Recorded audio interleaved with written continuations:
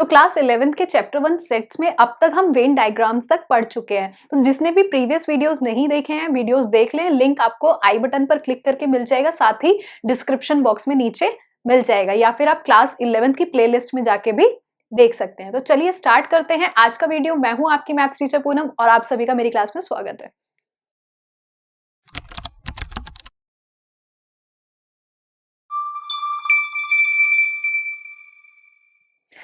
तो अब बात करते हैं ऑपरेशंस ऑन सेट्स की।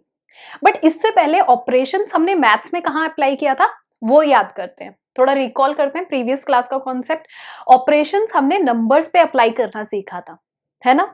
तो अगर मेरे पास एक नंबर है, मेरे पास दो नंबर्स हैं और मैं उन दो नंबर्स पे कोई भी मैथमेटिकल ऑपरेशन जैसे कि एडिशन, सब्ट्रैक्शन, मल्टीप्लिकेशन या डिवीजन अप्लाई करूं तो मुझे एक नई वैल्यू मिलेगी या फिर एक नया नंबर मिलेगा। यही कॉन्सेप्ट था। तो ये तो मैथ्स में बेसिक ऑपरेशंस होते हैं जिन्हें हम जब तक हम मैथ्स पढ़ेंगे या फिर रियल लाइफ में भी यूज करते रहेंगे। बट सेट्स के केस में ऑपरेशंस थोड़े से डिफरेंट होते हैं। तो आज हम समझते हैं कि सेट के केस में ऑपरेशंस कैसे वर्क करते हैं और उनके क्या नेम होते हैं। ठीक है, तो अब समझते हैं सबसे पहले यूनियन ऑफ सेट्स की। तो देखा जाए तो ये काफी सिमिलर है जब हम एडिशन ऑपरेशन पढ़ते हैं नंबर्स के केस में। वहां पे हम ऐड कर देते हैं तो हमें एक नई वैल्यू मिलती है। यहाँ पे यूनियन ऑफ सेट के केस में हम दो सेट में जो भी एलिमेंट्स होंगे उनको मिला के लिख देंगे, तो हमें मिलेगा एक सेट अगर मैं मान लू ए और दूसरा सेट मैंने मान लिया बी, तो उनका यूनियन मुझे कुछ इस तरीके से मिलेगा, ए यूनियन बी। ठीक है, तो यहाँ पे हमें एक चीज का ध्यान रखना होता है, हम एलिमेंट्स जो कॉमन एलिमेंट्स होते हैं वो रिपीट नहीं करते हैं जब भी यूनियन की बात करते हैं। तो चलो इसको हम क्विकली एक एग्जांपल से समझते हैं। मैंने सेट ए डिफाइन कर लिया, 2 4 6 8 इसके एलिमेंट्स हैं। सेट बी के एलिमेंट्स हैं 6 8 10 12। अब अगर मैं बात करूं ए यूनियन बी की, तो हमें सिंबल का ध्यान रखना है, जैसे कि मैंने आपको इस चैप्टर के स्टार्टिंग में ही बताया था। ये सिंबल हमें यू जैसा दिख रहा है बट ये यू से थोड़ा सा वाइड होता है और दो सेट्स के बीच में हमें मिलेगा। दैट मीन्स हम यूनियन की बात कर रहे हैं। तो ए यूनियन बी की जब हम बात करेंगे तो इसके एलिमेंट्स हमें कैसे मिलेंगे वो भी समझ लेते हैं। मिला के लिखना है हमें एलिमेंट्स को। तो सबसे पहले देखते हैं ए के एलिमेंट्स। ए के एलिमेंट्स मेरे पास क्या है, 2 4 6 8 एज इट इज मैंने लिख लिए। अब देखो अगर हम सेट बी में देखें तो हमारे पास 6 और 8 एलिमेंट्स जो हैं वो रिपीट हो रहे हैं, तो मैंने इनको एक लाइन डाल के काट लिया यहाँ पे ताकि रिपीटिशन ना हो। अब इन एलिमेंट्स को तो मुझे दोबारा लिखना नहीं है। तो अब नेक्स्ट एलिमेंट मेरे पास क्या आ जाएगा, 10 12। तो ए यूनियन बी में हमें टोटल एलिमेंट्स क्या मिले, 2 4 6 8 10 12। ठीक है, सिंपल था समझना, इजी कॉन्सेप्ट था। तो चलो अब यूनियन को हम मतलब ए यूनियन बी को हम वेन डायग्राम में कैसे रिप्रेजेंट करेंगे वो भी जल्दी से समझ लेते हैं। सेट ए हमें पता है और सेट बी भी हमें पता है। अब इसको हम रिप्रेजेंट कैसे करेंगे वो समझते हैं। तो बेसिकली जो ये सेट्स हैं ए और बी, मतलब ये सबसेट हुए यूनिवर्सल सेट के, तो हम सर्कल से रिप्रेजेंट करेंगे। तो किस तरीके से करेंगे वो देखते हैं। तो यहाँ पे देखो, क्योंकि हमें कॉमन एलिमेंट्स मिल रहे हैं तो यहाँ पे हमें कुछ इस तरीके से इसका फिगर मिलेगा, डायग्राम इस तरीके से मिलेगा। तो यहाँ पे जब हमने डायग्राम देखा तो यहाँ पे ये दोनों सर्कल्स क्या है, ओवरलैप कर रहे हैं। ठीक है, अब वो जो ओवरलैप वाला एरिया है वो क्या रिप्रेजेंट करेगा, वो कॉमन एलिमेंट्स को रिप्रेजेंट कर रहा है। इस चीज को हमें ध्यान रखना है। मतलब अगर हम इसी एग्जाम्पल को देखें जो हमने एग्जाम्पल पहले डिस्कस किया था, तो वहां पे कॉमन एलिमेंट्स हमारे पास क्या थे, 6 और 8। तो ये जो बीच वाला रीजन है जो इस तरह की शेप ले रहा है, वहां पे हमारे एलिमेंट्स आ जाएंगे 6 और 8। सिंपल है कॉन्सेप्ट। तो चलो अब हम यूनियन ऑफ सेट्स की डेफिनेशन भी समझते हैं। तो आसान शब्दों में अगर मैं कहूं तो यूनियन ऑफ सेट ए और बी का मुझे क्या मिलेगा, वो सारे एलिमेंट्स मिलेंगे जो या तो ए में हो या फिर सेट बी में हो। ठीक है, अब इसको सिंबॉलिकली मैं इस तरीके से भी लिख सकती हूँ, A union B is the set of all X such that X belongs to A और X belongs to B. X जो एलिमेंट है हमारा या तो सेट ए में होगा या सेट बी में होगा, बट ध्यान रखें हम यहाँ पे कॉमन एलिमेंट्स को भी इंक्लूड करते हैं। अब यहाँ पे एक चीज जो हमें ध्यान रखनी है, यहाँ पे देखो जब भी हम यूनियन की बात करेंगे दैट मीन्स हम और से उसको रिलेट करेंगे। इस चीज को हमें याद रखना है क्योंकि ये हमें प्रैक्टिकल प्रॉब्लम्स में क्वेश्चन समझने में बहुत ज्यादा हेल्प करेगा। तो अब बात करते हैं प्रॉपर्टीज ऑफ यूनियन। तो सबसे पहली प्रॉपर्टी, बेसिकली प्रॉपर्टी सेम ही हैं जो हमने नंबर्स के केस में पढ़ी थी, बस यहाँ पे हम ऑपरेशन मतलब सेट्स पे अप्लाई करेंगे इन्हें। तो यहाँ पे हम देखते हैं पहली प्रॉपर्टी हमें बोलती है A union B equals to B union A. इसको हम कम्यूटेटिव लॉ बोलते हैं, ठीक है, आप रिकॉल कर पा रहे होंगे। तो यहाँ पे हमने पहले एग्जाम्पल में निकाला था ए यूनियन बी, हमारे पास कुछ इस तरीके से निकल के आया था। अब अगर हम बी यूनियन ए निकालें तो यहाँ पे हमें इस तरीके से कुछ मिलेगा। तो यहाँ पे बस हम देखेंगे हमारा ऑर्डर ऑफ एलिमेंट्स जो है वो चेंज हो गया है, बट सेम ही है, एलिमेंट सारे सेम है। तो हमें दोनों वैल्यूज क्या मिलेंगी, ए यूनियन बी की और बी यूनियन ए की वैल्यूज इक्वल ही मिलेंगी। तो हमारी ये पहली प्रॉपर्टी थी कम्यूटेटिव लॉ जिसको हम बोलते हैं। अब चलते हैं सेकेंड प्रॉपर्टी पे। सेकेंड प्रॉपर्टी है हमारी एसोसिएटिव लॉ।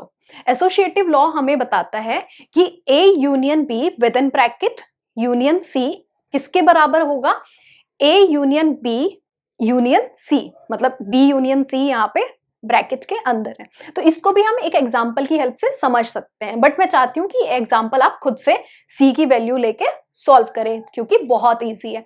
अब चलते हैं नेक्स्ट प्रॉपर्टी पे। तो यहाँ पे अगर हम देखें नेक्स्ट प्रॉपर्टी, अगर मैं ए का यूनियन ए के साथ करूं तो मुझे क्या वैल्यू मिलेगी। तो ए का यूनियन अगर मैं ए के साथ करूंगी तो मुझे वापस से क्या मिलेगा, ए ही मिलेगा। मतलब ए के एलिमेंट्स क्या थे हमारे पास 2 4 6 8, इसका यूनियन अगर मैं करती हूँ सेम 2 4 6 8 से तो वापस से हमें एलिमेंट्स वही मिलेंगे, तो ए ही मिलेगा। इसको हम बोलते हैं आइडेम्पोटेंट लॉ। अब चलते हैं नेक्स्ट प्रॉपर्टी पे। ये हमें बताएगी मतलब अगर मैं ए का यूनियन करूं एम्प्टी सेट के साथ, मतलब एक ऐसे सेट के साथ जिसमें कोई एलिमेंट्स ही नहीं है, तो हमें क्या मिलेगा। बेसिकली हमें वापस से सारे एलिमेंट्स ए के ही मिल जाएंगे। तो A union phi equals to A हमें मिलेगा। इसको हम आइडेंटिटी भी, लॉ ऑफ आइडेंटिटी भी बोलते हैं। अब चलते हैं लास्ट प्रॉपर्टी पे। लास्ट प्रॉपर्टी हमारे पास है यूनिवर्सल सेट का अगर हम यूनियन करें ए के साथ तो हमें क्या मिलेगा, यूनिवर्सल सेट मिलेगा। ठीक है, यहाँ पे आप देख पा रहे होंगे जैसे मैंने आपको बताया था U union A equals to A. तो यहाँ पे देखो इसको हम एग्जाम्पल से समझते हैं। यूनिवर्सल सेट मैंने डिफाइन किया था 1 से लेके 15 तक नेचुरल नंबर्स, ठीक है, और ए हमारे पास क्या था 2 4 6 8। तो अब अगर मैं इन दोनों का यूनियन करूं तो मुझे क्या एलिमेंट्स मिलेंगे, यू वाले ही मतलब यूनिवर्सल सेट वाले ही सारे एलिमेंट्स हमें मिल जाएंगे। तो ये किसके बराबर होगा, यू यूनिवर्सल सेट के बराबर होगा। That means U union A equals to U हमें मिलेगा। तो अब बात करते हैं इंटरसेक्शन ऑफ सेट्स की।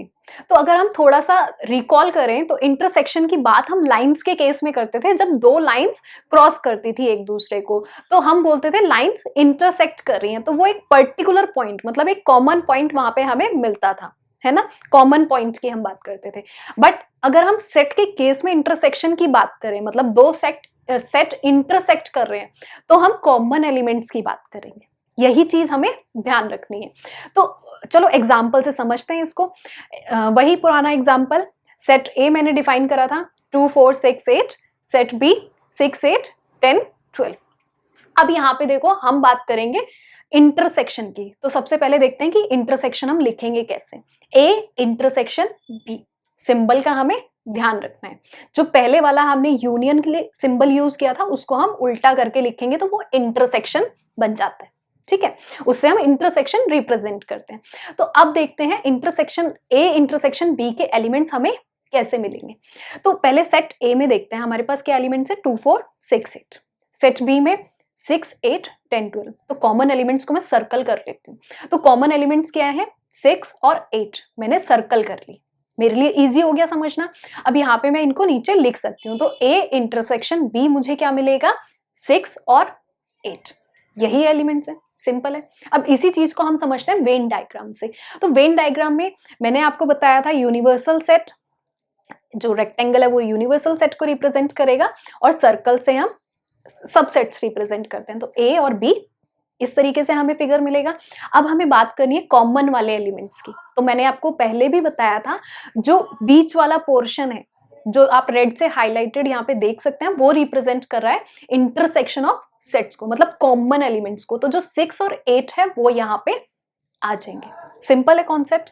तो अब इसकी हम डेफिनेशन भी समझ लेते हैं। तो अगर आसान शब्दों में मैं इसे कहूं तो ए और बी के जो एलिमेंट्स हमें मिलेंगे, कॉमन एलिमेंट्स, वही उसी से हमें मिलेगा इंटरसेक्शन ऑफ सेट्स। सिंबॉलिकली हम इसको लिख सकते हैं, A intersection B is the set of all X such that X belongs to A and X belongs to B. अब यहाँ पे देखो, हम एक चीज अंडरलाइन कर लेते हैं क्योंकि वो हमें काम आने वाली है। तो जब हम इंटरसेक्शन की बात करेंगे तो हम एंड की बात करेंगे। ये मैंने आपको यूनियन के केस में भी बताया था। यूनियन के केस में क्या था, यूनियन के साथ हम और को रिलेट करते हैं और इंटरसेक्शन के साथ हम एंड को रिलेट करते हैं। इस चीज को हमें ध्यान रखना है क्योंकि ये हमें प्रॉब्लम सॉल्व करने में बहुत हेल्प करेगा। अब समझते हैं प्रॉपर्टीज ऑफ इंटरसेक्शन।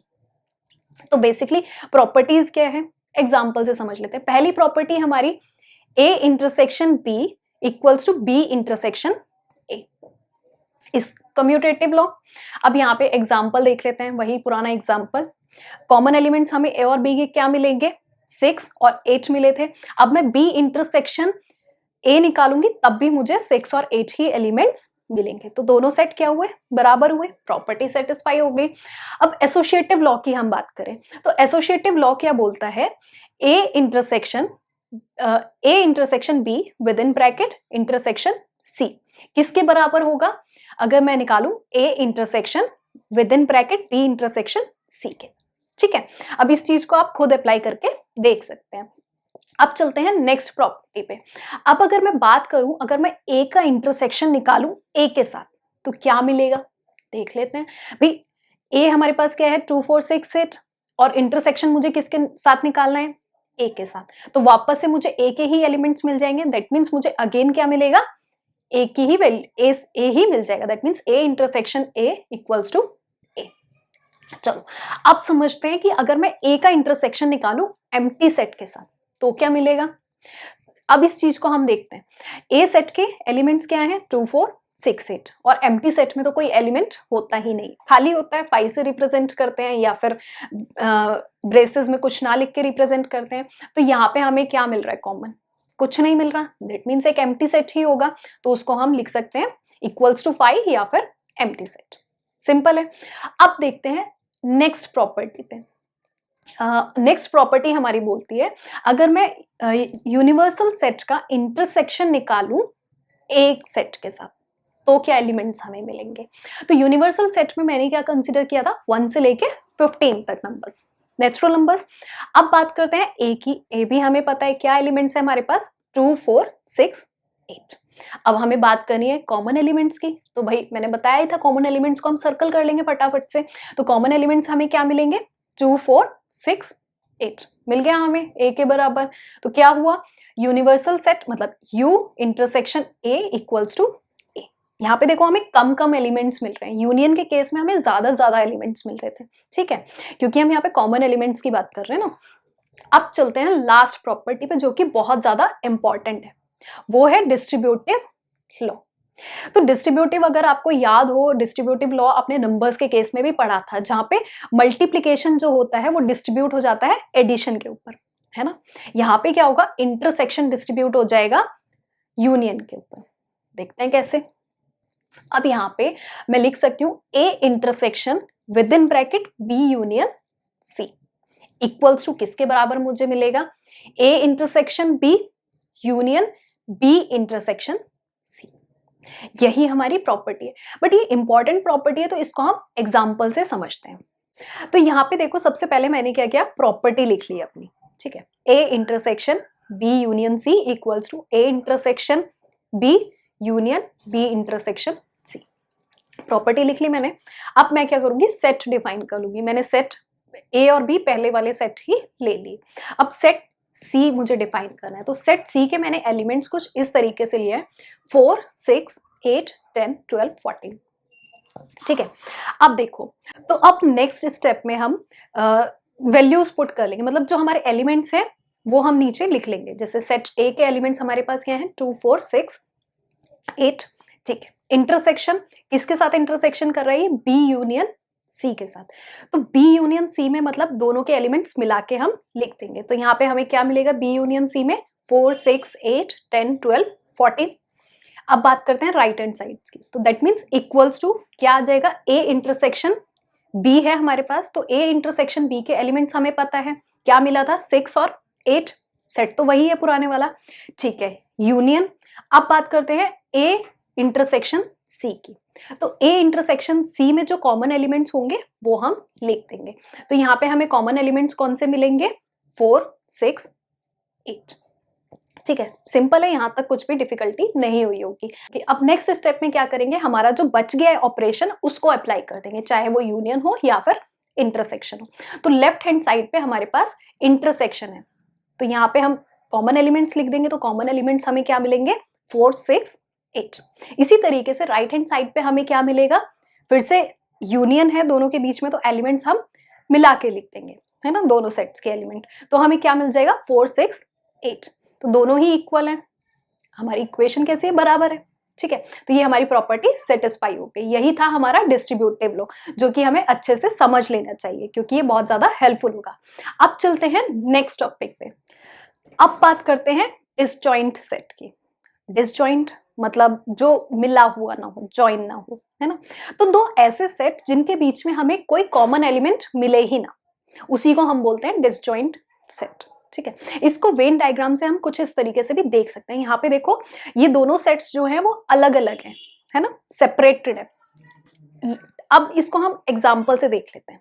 एग्जाम्पल, मैंने एक सेट सी डिफाइन कर लिया जिसके एलिमेंट्स हैं 1, 2, 3, और सेट डी डिफाइन कर लिया जिसके एलिमेंट्स है मेरे पास 4, 5, 6। तो यहाँ पे अगर देखो मैं बात करूं सी और डी के इंटरसेक्शन की, मतलब सी इंटरसेक्शन डी, तो यहाँ पे मुझे क्या मिलेगा? कोई एलिमेंट मिलेगा इस सेट में? नहीं मिलेगा। दैट मीन्स ये एक एम्प्टी सेट है जिसको हम 5 से डिनोट कर सकते हैं। बस ऐसा जहां भी हमें मिल जाए, मतलब दो सेट्स का इंटरसेक्शन हमें एम्प्टी सेट मिले या फिर 5 मिल जाए, उसी को हम डिसजॉइंट सेट बोलते हैं। तो आज जो हमने टॉपिक कवर किया ऑपरेशन ऑन सेट्स, बहुत ही इजी कॉन्सेप्ट था। मैं उम्मीद करती हूँ आप सबको बहुत अच्छे से समझ आया होगा। और वीडियो अगर आपको अच्छा लगा है तो वीडियो को लाइक करके अपने दोस्तों के साथ शेयर करें ताकि उन्हें भी ऐसे यूजफुल वीडियोस मिले और उनके भी कॉन्सेप्ट्स अच्छे से क्लियर हो। चैनल पर अगर आप पहली बार आए हैं तो चैनल को सब्सक्राइब करके बेल आइकन प्रेस करना ना भूलें। मिलते हैं नेक्स्ट वीडियो में। Till then keep watching, keep learning. Thank you.